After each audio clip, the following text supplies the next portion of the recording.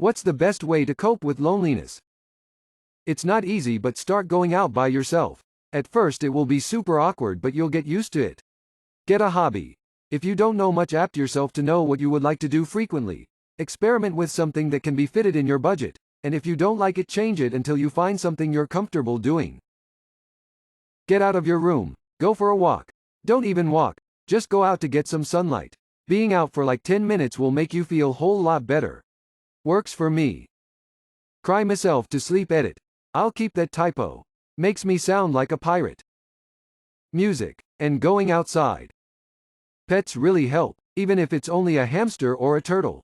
But aside from that, I hope you find people you vibe with so that loneliness is no longer a problem. Don't kidnap your first victim today. You have $30 and 8 mouths to feed. What's for dinner? Chili and some cornbread. Spaghetti. This is why so many organizations throw spaghetti dinners as fundraisers. You can feed a lot of people for cheap. I cooked spaghetti for a church fundraiser for years. 300 plates served at $10 each for less than $500 in food.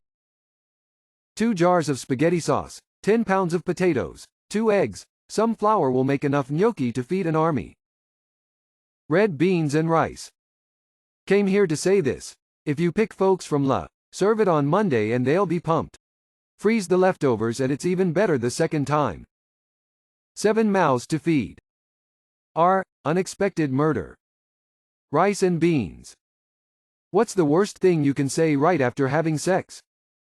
Can you drop me off at my wife's place? Jim Carrey voice. I've had better. Wow, look at the time. We need to get you dressed for your viewing. That'll do, pig, that'll do. How old are you again?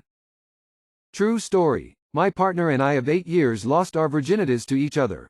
He grew up in a very sex-sheltered home and I grew up in a sex-positive one.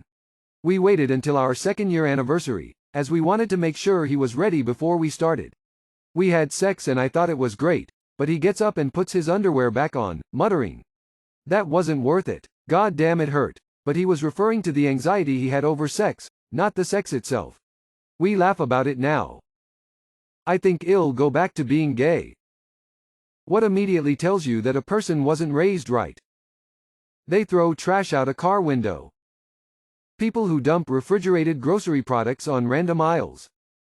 When they talk badly about someone who hasn't done anything wrong behind their back. Finding cruelty funny. When a person is supposed to apologize but makes excuses instead. ETA. This is to be distinguished from those who are simply trying to give an explanation to clear a misunderstanding. Lack of consideration for others. Littering. Lack of personal accountability. They can never admit wrongdoing on their part. It's always someone else's fault. What is something an ex gave you that you still have? This birthday card. It was just very sweet and well written. We broke up on great terms, but I read that card when I'm down. Still have a great wallet from 14 years ago that my ex gave me. Probably the only thoughtful thing she ever did. Trust issues. Thanks a lot, Nancy. A pillowcase she quilted for me. That was 40 years ago and I still have it. PTSD. A fucking 800-pound piano and I don't play and it's in the way, and does anyone want a free piano? My ex-wife was a big part of me getting off drugs and alcohol, so to me she gave me sobriety.